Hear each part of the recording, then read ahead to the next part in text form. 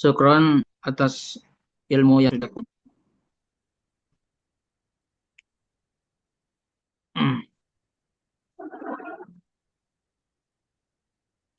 Suara saya terdengar, Ustaz? Dengar Ustaz, dengar, Fadol. Ini jaringan agak apa settingan. Yang pertama Ustaz terkait tentang yayasan gitu kan. Mungkin seperti Yayasan Arisalah ya seperti kita ketahui kan yang digagas oleh Syekh Khalid yang memikirkan segala keuangannya kan Syekh Khalid. Ustaz. Sehingga pengurus yayasan itu hanya menjalankan gitu kan. Lantas bagaimana dengan kami-kami yang uh, yayasan kecil inilah gitu kan, yang memang hanya modal semangat, Ustaz. Uh, Modal semangat gitu kan. Sehingga Ya, seperti ungkapan Ustadz Yusuf Mansur, dari mana uangnya gitu. Uh, Insya Allah. Itu yang pertama Ustaz kan, karena apapun ceritanya ketika kita ingin melakukan program-program tidak terlepas dari yang namanya pembiayaan gitu Ustaz. Ah, dari mana kira-kira peluang yang bisa kita dapatkan gitu.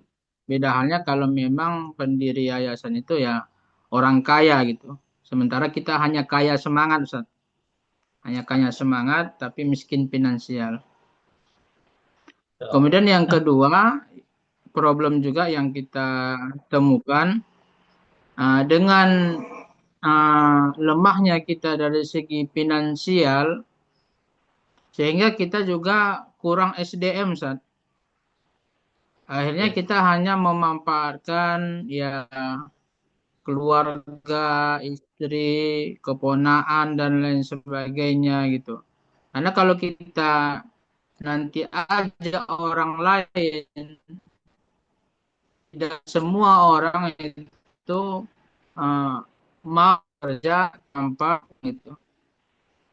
Sementara kan kita maraton ya, Ustaz. Masih minim lah, masih banyak kekurangan tuh. Mungkin ya bisa lah berikan pencerahan bagi kami yang masih sogir nih, Ustaz. Masih. Masya Allah. Memang biasanya orang kaya itu nggak pernah bilang aku kaya ya kan, Pak Ustaz. Ini Masya Allah, Ustaz Maruli ini, Insya Allah, mutawadi ya. Pertama, eh, coba kita untuk menjawab. Mungkin boleh nanti teman-teman yang lain sharing ya, bukan mesti anak aja yang jawab ya. Pada asalnya bukan kita eh, sebagai tadi sebagai batas pengantar dan mungkin teman-teman juga bisa sharing ya. Bukan mesti anak yang harus menjawab juga enggak. Pertama untuk masalah lembaga, kemudian yang kita tidak punya finansial ya. Kita punya semangat, tapi kemudian kita tidak punya finansial. Bagaimana kemudian kita menata itu? Pertama, memang eh, lembaga, hampir banyak lembaga itu adalah dia berdiri, hampir mayoritasnya adalah faktornya adalah donasi. Biarpun donasi itu bagaimana? Ada donasi yang sifatnya dikenakan kepada siswa kalau di lembaga. Atau donasi yang memang donasi pure dia dari donatur secara khusus ya yang memberikan. Ada juga. Nah, jadi ini kemudian kita baca peluang. Tadi makanya kita katakan kita bisa harus membaca peluang yang setiap orang berbeda-beda peluangnya. Apa? Contoh misalnya, kalau kita melihat lembaga-lembaga yang besar yang mengumpulkan donasi, contoh ada kalau di Indonesia kan banyak dompet duafa dan sebagainya. Mereka itu katakan kita katakan mereka mengumpulkan dana dari dalam negeri itu kadang-kadang bisa sampai ratusan miliar, 150 miliar bertahun dan sebagainya. Itu bagaimana mereka? Mereka dari infak dan zakat. mereka mengumpulkan. Nah, mereka bisa itu mungkin bisa juga ambil beberapa studi banding ya, studi tiru dan sebagainya ke beberapa lembaga-lembaga yang mengumpulkan donasi seperti dompet apa, kemudian rumah zakat dan sebagainya. Mungkin bisa juga diperdalam di level itu. Nah, kemudian eh, juga ada beberapa dia sistemnya, Ustaz Maruli ya, dan beberapa teman contoh misalnya. Ada teman kita yang mengatakan, aku nggak punya uang, aku mau buat lembaga pelatihan contoh. Nah, kalau kita lihat ini konsep sebagian ya, ini nggak tahu try error aja atau uji coba yang pernah Ana dapatkan teman-teman.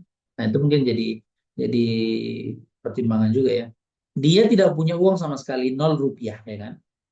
RP-nya 0 rupiah. Sementara dia mau buat lembaga eh, pelatihan bahasa Arab dan hafal Al-Quran. Caranya bagaimana? Pernah yang Ana diskusi sama teman-teman. Dia datang ke tempat dekat kampus, dalam artian dekat kampus itu banyak orang yang nuansa pendidikannya giroh untuk belajarnya tinggi di kampus-kampus sekitaran di kota misalnya. Sehingga kemudian ngapain dia? Kemudian dia cari ruko yang beberapa lantai. Ditanya, ini berapa sewanya? Sewanya sekitar 20 juta. Contoh, ini contoh ya. Dia sewanya 20 juta. Kemudian yang dilakukannya apa? Dilakukannya dia buka pendaftaran bagi yang mau kos plus pendidikan bahasa Arab plus menghafal Al-Quran. Karena biasanya orang yang dekat-dekat kampus butuh tempat kos. Nah, ini ada tawaran ini lembaga pendidikan yang terima kos, kemudian dapat plus bahasa Arab dan Al-Quran. Nah, dia buka waktu itu dikatakan sewanya 20 juta kan? Sewanya 20 juta. Kemudian dia pakai uang pendaftaran sekitar 25 juta. 2 juta setengah. Afan, sorry. 2 juta setengah bukan 25 juta. 2 juta setengah. Dan dihitung ini kalau ditempatkan siswa di sini berapa? Bisa terkumpul sekitar 20 orang. Maka 20 kali 2 juta setengah. Ya kan berarti berapa itu? Berarti sekitar berapa Ustaz David? 45 ya? 2 juta setengah kali 20. Berarti sekitar 50 juta. Berarti dikatakan, maka ketika pendaftaran itu ternyata mudah. Yang daftar lebih dari 20, tapi karena daya tampung cuma 20, maka diterima 20. Maka dia dapat 50 juta. Untuk sewa lepas. Setahun lepas. Maka dikatakan, kalaupun mau 2 tahun masih bisa. Kalau 2 tahun, dia punya ada saldo sisa lagi dikatakan, maka dikatakan sisanya 10 juta, dia ambil 2 tahun, atau kita katakan logikanya 1 tahun dia punya sisa 30 juta. Setelah itu bulanannya para mahasiswa itu dia bayarnya berapa? 500.000. Nah, 500.000 kali 20 maka sekitar ada 10 juta. 10 juta itu kemudian dikeluarkan untuk guru yang mengajar tahfiz dengan ini dikatakan maka 5 juta. Maka dia keuntungan dia 5 juta per bulannya. Dia dari pendaftaran untung, dari sini juga untung dikatakan. Nah, itu yang ini kemudian dimanfaatkan lagi di tempat yang lain. Nah, itu adalah salah satu sistem ya yang kemudian kita lihat sebagian para pembisnis juga gitu. Dia datang ke tanah yang kosong, kemudian dikatakan, "Pak, ini mau dijual tanahnya?" Dikatakan iya. Oh, kalau begitu ini tanah kosong ini ide aja ya, bukan ini target yang kita bicarakan, tapi ini bentuk ide bagaimana para pembisnis melakukan tanpa modal maksudnya. Dia punya tanah, ada tanah kosong, kemudian orang datang, pembisnis datang mengatakan tanah ini mau dijual di pamflet, kemudian didatangi mana orangnya dikatakan. Dia datang dikatakan, Pak, ini berapa harganya 1 M? Kemudian dia katakan, Pak, saya beli 2 M. Mau tergiur ini? Tergiur. Ini biasa orang Cina yang melakukan sebagian ya. 2 M dikatakan. Tapi Pak, saya cicil setiap kali ada laku. Ini membuat saya perumahan atau mau saya eh, bagi-bagi jual per kapling.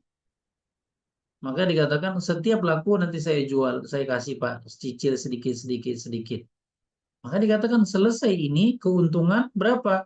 Keuntungan biasanya kalau dia di kapling sekitar 300%. Berarti kalau 2 M berarti 6 M totalnya keuntungan. Keuntungan bersih 4 M. Maka dikatakan dia punya modal? Enggak. Dia punya apa? Dia cuma punya ide saja. Jadi kadang-kadang ada kesempatan yang seperti itu, Ikhwan, akhwat yang dirahmati Allah Subhanahu wa taala. Biarpun kita katakan kita tidak punya uang, tapi kemudian kita kadang-kadang dengan mempola bisa menghasilkan. Jadi itu mungkin salah satu, mungkin ada ide dari teman-teman yang lainnya mengenai tentang bagaimana kita yang tidak punya sehingga kemudian kita bisa buat program. Yang kedua, Ustaz Maruli ya dan para teman sekalian, kalau kita di sini mungkin pola kita adalah pola tim yang kemudian kita punya beberapa program ya. Program yang kemudian eh, tim donasi, tim pengumpul dana, ya kan? Makanya kita buat, kita baca peluang di beberapa negara misalnya. Jadi ada salah satunya adalah Sekolet kata Pesan Maruli tadi ya. Kalau sekarang kita mungkin banyak tim yang mencari donasi. eh, ada juga misalnya ke Singapura, nah, bisa bangun di Singapura misalnya, ada di Kuala Lumpur, kemudian ada di berbagai negara-negara lainnya yang peluang-peluang itu masih terbuka. Mungkin teman-teman yang sharing juga boleh nanti ya. Itu mungkin Maruli ya untuk dari ini, dan juga kita tetap juga menggalakkan sistem donasi-donasi yang kemudian dari siswa misalnya, atau kemudian dari rusum atau SPP dan sebagainya, yang kemudian dia manajemen yang kita buat namanya iktifa udati. Pendidikan lembaga itu mencukupi untuk dana dia sendiri. Itu yang kita buat. Yang kemudian yang kedua, masalah tentang SDM tadi ya. Masalah SDM di Ustadz Maruli ataupun kita semuanya, SDM itu maka dikatakan, oh aku yang punya cuman yang ku bisa ku ajak itu istri, kemudian anak dan keluarga aja Ustadz. Gimana caranya? Pertama, Ustadz dan lain sebagainya, SDM itu adalah penggerak dan itu perlu. Maka kalau kita lihat dakwahnya para anbiya, maka mereka menggunakan al-hawariyun.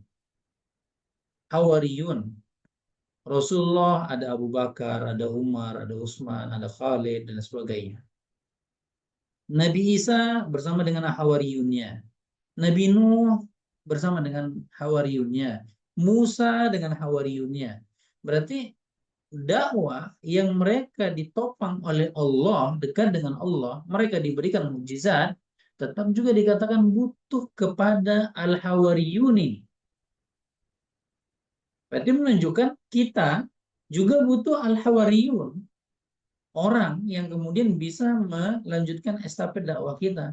Karena kalau kita saja, kita punya keterbatasan. Contoh logikanya, orang yang jahit pakaian itu kan celana dalam satu orang satu hari satu. Kalau ordernya dalam 1 bulan 1.000 bisa? Enggak. Karena cuman dia memproduksi cuman 30. Berarti bagaimana? Berarti dia harus cari hawariyun penolongnya, karyawannya, dan sebagainya yang berapa? Yang bisa menghasilkan 1.000. Sama juga gitu SDM, ikhwan akhwat yang paling penting itu. Makanya ketika Umar bin Khattab ditanya, apa cita-citamu Umar? Umar mengatakan, aku bercita-cita seandainya aku punya rijal. Seperti Abu Ubaidah bin Jarrah dan yang lainnya. Cita-citanya apa? Aku punya SDM. Aku punya orang karena bisa membuat apa saja. Maka dikatakan Soekarno mengatakan kasih aku 10 pemuda itu bisa mengguncang dunia itu benar secara prinsip benar. Maka dikatakan bagaimana yang nggak ada bagaimana itu memang tugas kita. Kalau dikatakan susah Ustadz sekarang itu cari orang yang benar-benar joker ya bisa diletak di mana iya. Itu bukan krisis di kita saja, itu di krisis di dunia. Maka Umar bin Khattab juga ngeluh dikatakan kalau cita-cita berarti menunjukkan kan nggak ada. Ketika ditanya Umar bin Khattab apa cita-citamu wahai Umar? Ketika Umar bin Khattab mengatakan wahai para sahabat tamannau, cita-citalah katanya. Ketika ditanya Umar apa cita-citamu? Aku berharap ada seperti Abu Ubaidah bin Jarrah dan banyak orang yang seperti itu. Menunjukkan waktu itu dia krisis. Jadi menunjukkan bagaimana kita juga yang krisis bagaimana kita yang menciptakan. Itu yang mencari. Kalau dikatakan susah ya, susahnya itu dikatakan bukan pada level kita saja, tapi pada level dunia. Negara-negara juga mengatakan SDM lagi susah. Karena memang orang yang seperti yang kita harapkan itu langka. Ya setidaknya kita bisa terus berusaha, nanti dapat pelan-pelan akan dapat insya Allah. Itu mungkin Sarum, Maruli dan mungkin ada tambahan dari teman-teman silakan. Mungkin satu lagi, Ustaz. Betul.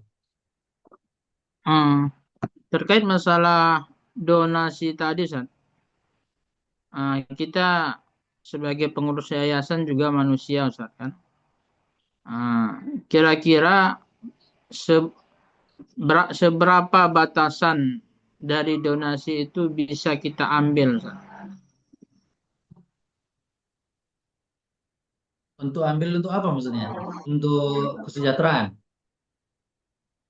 Iya, kan kita tidak pungkir, Ustaz, kita juga ada keluarga, ada butuh eh, minyak dan juga lain sebagainya gitu kan. Kita tidak pungkiri, saya nggak mungkin kita hanya ambil kutip donasi kemudian disalurkan kepada umat seluruhnya sementara beras di rumah nggak ada, Ustaz. Besok nggak bisa lagi kita bergerak gitu kan. Nah, cuman ya ada juga jangan juga sempat semua donasi itu untuk beli DP mobil kan. Intinya gambaran batasan itu, Ustaz. Yang kira-kira yang boleh gitu. Ya, pertama Ikhwan, Akhbar dan Rahmatullah Subhanahu wa Ta'ala. Tema di sini kan adalah juga menjaga amanah. Ya. Bagaimana menjaga amanah itu bisa tercapai. Pertama, eh, yang paling berbahaya bagi seorang Muslim pada zaman sekarang ini dikatakan eh, kata Rasulullah dalam sebuah hadisnya fitnatu akhir zaman ya'tikumul mal minal mal.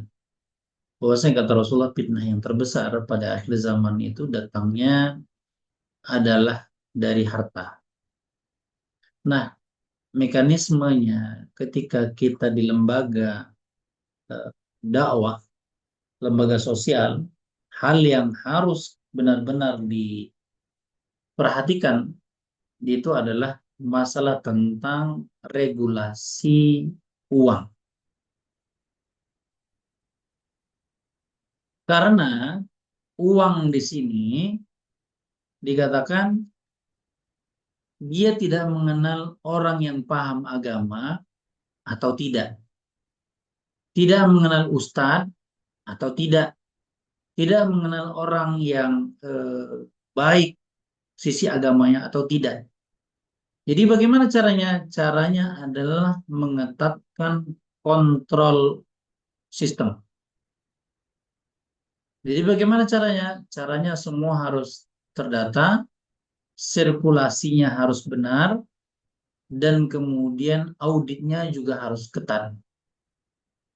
Ya?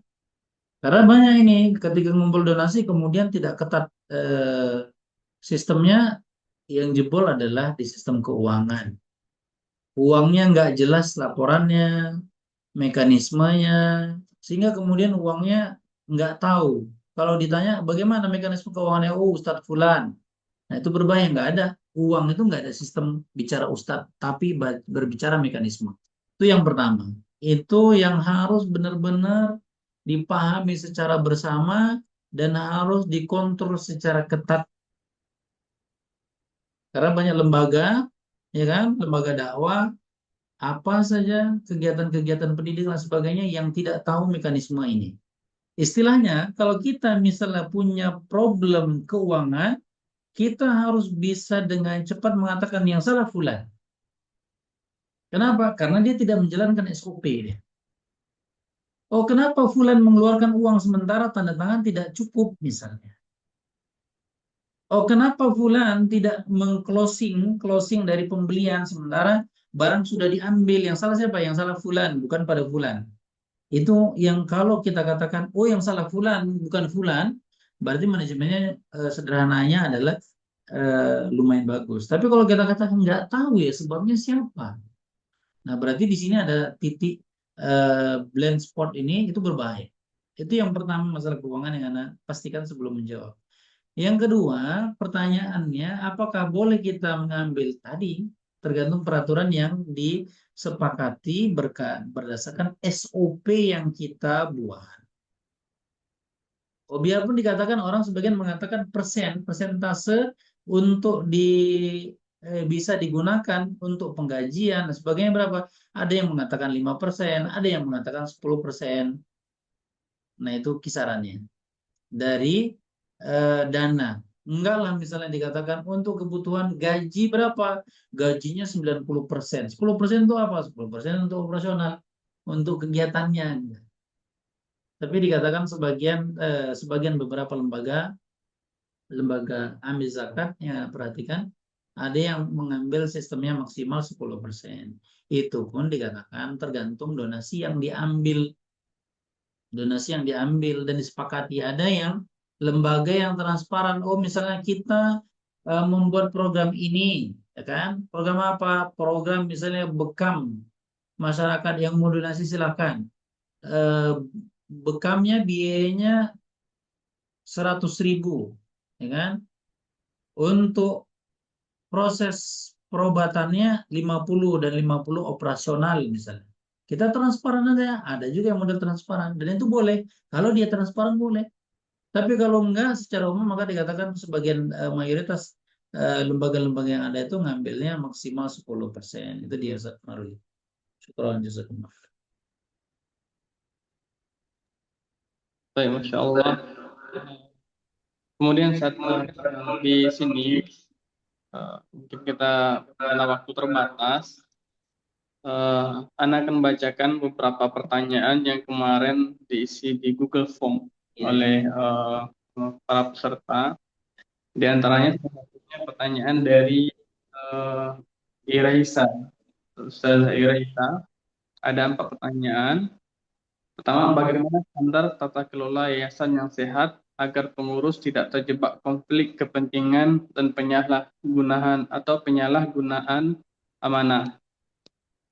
Kemudian yang kedua, bagaimana menyiapkan safusani ya, sehingga tidak bergantung kepada satu tokoh saja. Kemudian mungkin yang ketiga Ustaz, ya dari Ustaz tiga Ustaz. Jadi pertama tadi tentang bagaimana standar tata kelola yayasan yang sehat agar pengurus tidak terjebak dalam konflik kepentingan dan penyalahgunaan amanah. Yang kedua, bagaimana cara mencetuskan safusani dan tidak bergantung pada tokoh saja. Kemudian yang ketiga, mana yang lebih aman, yayasan umat atau yayasan keluarga? Ya, oke, terima kasih kepada Fuad ya. Pertama, Anda menjawab dari sisi yayasan keluarga atau yayasan umat tadi ya. Pada asalnya manakah yang lebih efisien? Yang efisien adalah yayasan umat tuh pasti. Ketika unsur pimpinan, unsur pengelolaan adalah beragam dari beberapa orang yang punya semangat yang sama ya pastinya punya DNA, bahasa sederhana adalah DNA yang sama, punya tujuan yang sama, punya keinginan yang sama, sehingga kemudian mengelola tanpa ada unsur ayah, anak, dan istri. Karena itu lebih sehat, karena tidak ada unsur perasaan. Nah, itu yang lebih sehat. Secara peraturan juga tidak dianjurkan. Ini sama juga contoh misalnya seorang dokter. Ketika dia meresep obat boleh untuk anaknya, secara SOP nggak boleh. Karena ketika melihat anaknya demam tinggi, kasihan, jadi dia tidak berdasarkan keilmuan. Sama juga dengan lembaga. Ketika dia terdiri dari eh, keluarga, maka dikatakan maka hukum itu dia bisa berubah. Itu yang pertama. Yang kedua tadi apa? Tata cara pengelolaan lembaga.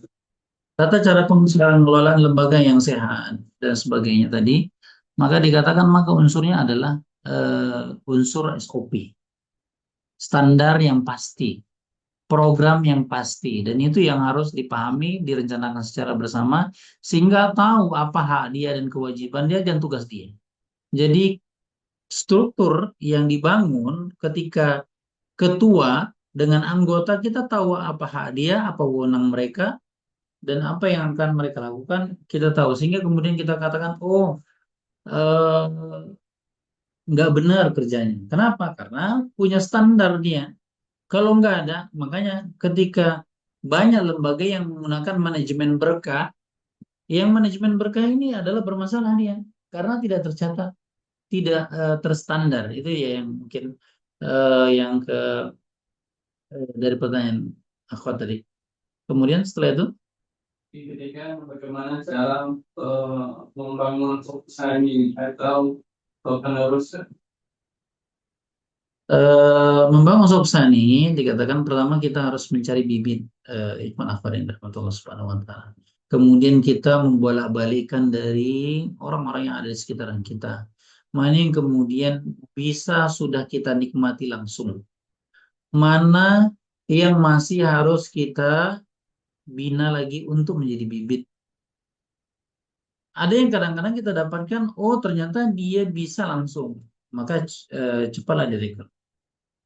Ada yang perlu kita melihatnya lagi. Maka terus orang cara mendapatkan sofusani adalah dengan mendekatkan ke kita, didekatkan dia ke kita, sering kita berinteraksi, kemudian kita uji dengan beberapa kegiatan.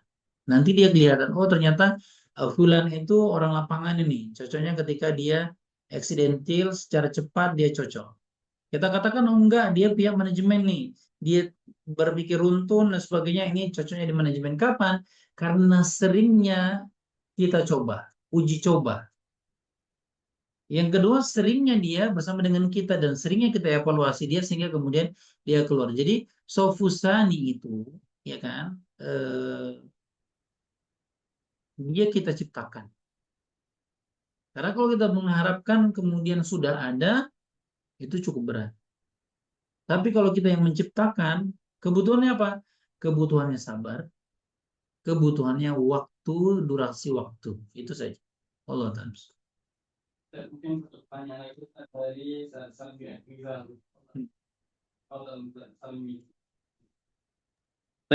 Mungkin satu pertanyaan lagi dari Ustaz Salmi Adrizal. Fadhal, Ustaz.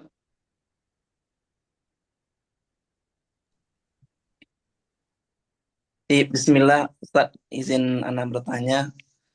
Betul, Ustaz. Hanya boleh satu pertanyaan atau gimana, Ustaz? Betul, Ustaz. David. Ustaz, ini pertanyaan pertama itu, Ustaz, tentang apakah ada gimana sistem pembukuan dalam keuangan di yayasan. Kemudian apakah ada template atau bagaimana cara pembukuan keuangan yang terstruktur, Ustaz. Kemudian poin yang kedua ini pengalaman di yayasan yang Ana di sini. Di yayasan ini Ustaz, di tempat Ana jadi dai, di namanya Yayasan Imam Syafi'i. Kemudian di bawah yayasan ini ada pendidikan. pendidikan, ada SD, sama ada pondok. Namun Ana lihat di pendidikan di yayasan ini, administrasi dan keuangan itu berpisah. SD, SD. Kemudian SMP, SMP. Yang ngatur bukan yayasan, tapi sendiri-sendiri, Ustaz. Yang mengatur bukan dari di atas yayasan begitu. Yayasannya mungkin cuman Ana lihat ya saat sebelumnya karena mereka ada permasalahan di yayasan ini, kemudian mereka harus ada notaris terlebih dahulu, karena ada penggantian ketua gitu kan, jadi harus jelas notarisnya dulu, jadi nggak jalan yayasan ini, jadi harus SD yang ngurus administrasi keuangan sendiri, kemudian yang pondok juga begitu. Gimana solusinya, Sat? Apa yang harus dilakukan oleh yayasan ini gitu, Sat? Mungkin itu aja, Sat.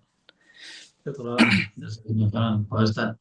Mengenai tentang keuangan, pertama adalah mata rantai ketika kita terima uang cash, kemudian sampai ke orang yang melaksanakan sampai dia closing, ya kan?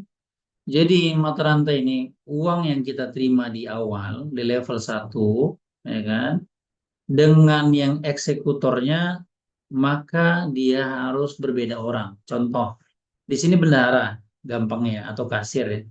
Bendahara yang mengeluarkan uang kepada bagian pembelian, bagian logistik atau apa namanya terserah di ini kan masing-masing lembaga.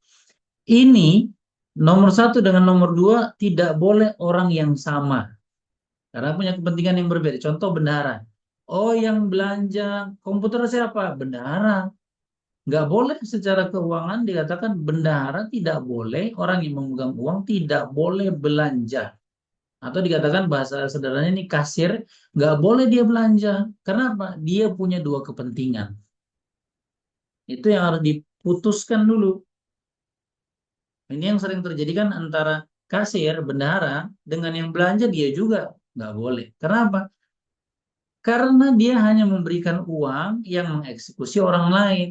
Dan yang mengeksekusi ini harus dengan punya bond lagi kan. Misalnya beli komputer, ya kan, komputer.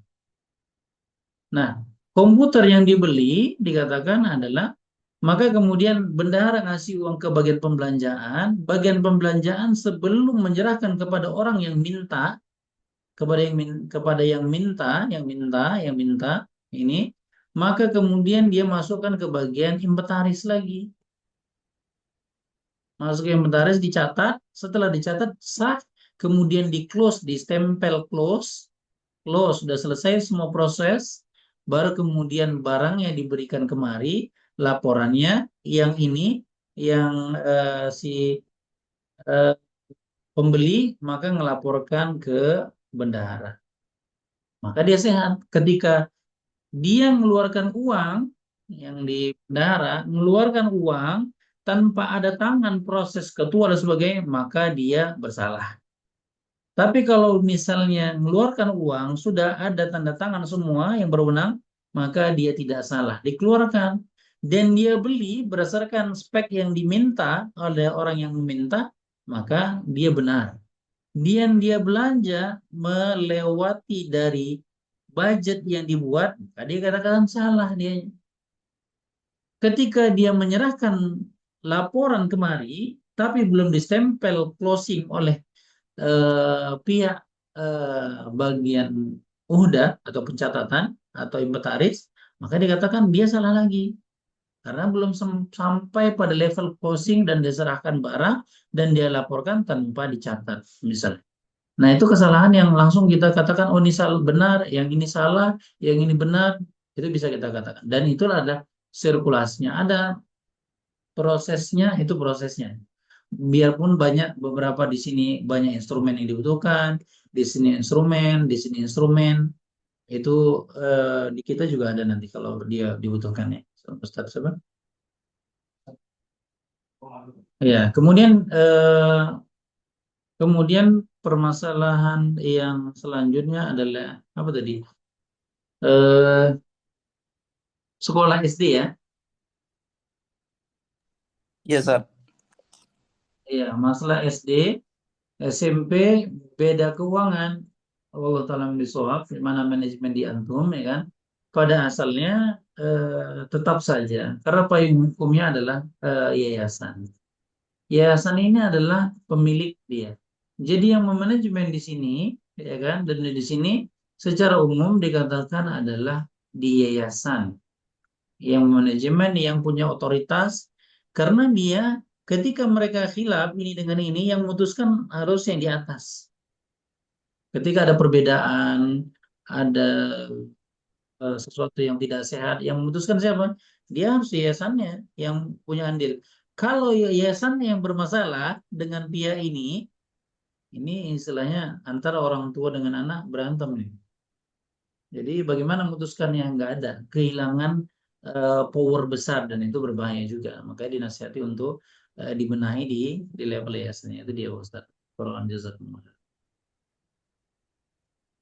Baik, Jazakumullah khairan, Ustaz. pertama kepada Menteri kita Ustaz Ta'ala, semoga Allah Azza wa Jalla jadikan materi ini buka awasan kita senantiasa berbenah dan semoga memberikan manfaat kepada kaum muslimin dan menjadi timbangan kebaikan kelak bagi Ustaz khususnya yaumul kiamah.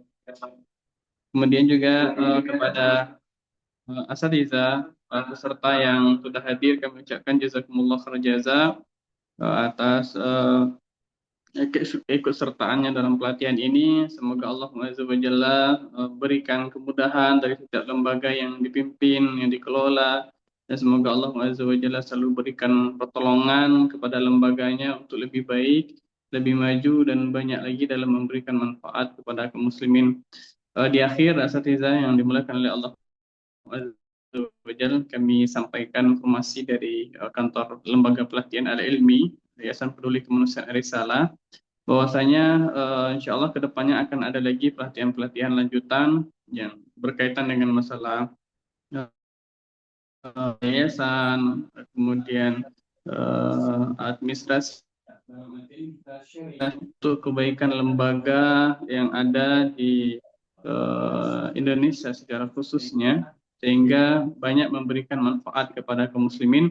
Untuk itu kepada seluruh peserta diharapkan untuk tidak keluar dari grup yang sudah kita buka, dan secara aplikasi lembaga pelatihan LMI yang sifatnya webinar 1447 ini baru ada 2 kali kita laksanakan. Pertama tentang manajer sekolah, dan yang kedua adalah tentang yayasan ini, dan insya Allah kedepannya akan lebih berkembang lagi. Kemudian untuk sertifikat ya, dari pelatihan insya Allah nanti akan kita kirimkan paling lambat 3 hari setelah pelatihan ini. Kemudian terakhir kami mohon kepada asatidzah untuk membuka videonya untuk kita mengambil dokumentasi dari pelatihan kita ini. Insya Allah nanti juga kita jadikan sebagai laporan kepada para pembina kita.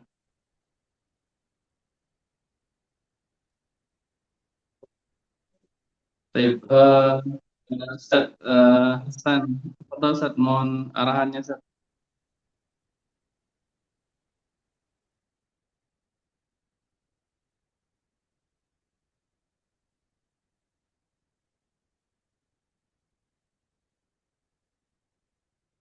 Ya, Ustaz David dihitung aja. Di sini udah terekam juga kan. Baik, Ustaz. Halo Ustaz. Alas. Baik, Masya Allah. Baik, syukron kembali kami ucapkan kepada seluruh asatidzah dan kami tutup pertemuan kita ini dengan doa majelis. Subhanakallahumma bihamdika asyhadu an la ilaha illa anta astaghfiruka wa atubu ilaik. Wassalamualaikum warahmatullahi wabarakatuh. Waalaikumsalam.